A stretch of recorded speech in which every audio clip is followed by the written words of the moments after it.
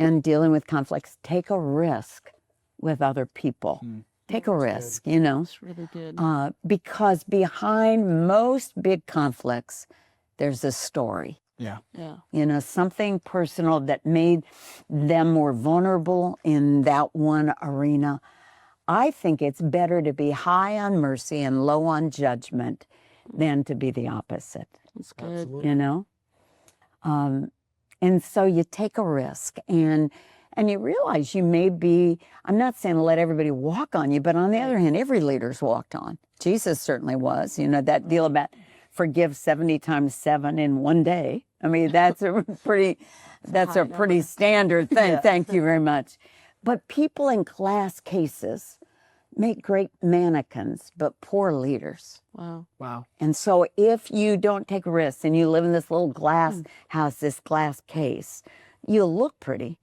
But reality is you won't be much of a leader.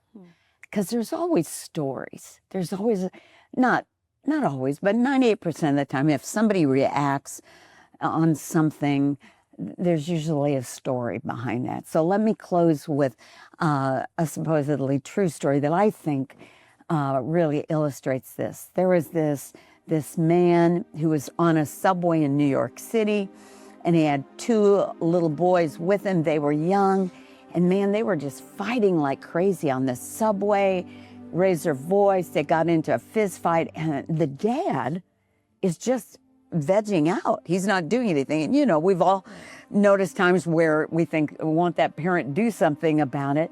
And finally, another adult man couldn't take it any longer. And so he walked over, trying to be as polite as he could, but he was ticked. Yeah, I mean, he's been on that subway for a half hour. These kids are out of control. And so he says to the man, are those 2 boys your boys? And the guy kind of mutely, yes, yes. And he said, well, sorry, sir, but would you control your own children? We're on a public subway, you know? And then the guy spoke up and he said, I'm sorry, and I'll do my best, but we just left the emergency room at the hospital.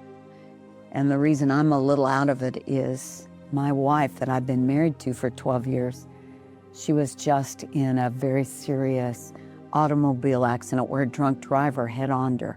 Oh, man. And she's gone. And so I'm out of it, and that's why my boys are out of it, because they just found out less than an hour ago that their mom's dead.